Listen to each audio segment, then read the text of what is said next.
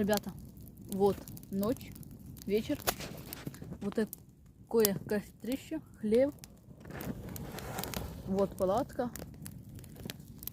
Там спиннинги стоят, но их не видно. Скоро будем ставить светлячки.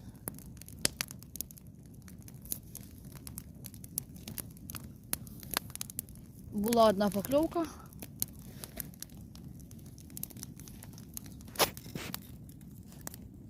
Так что, ребята, ловим. До утра будем ловить.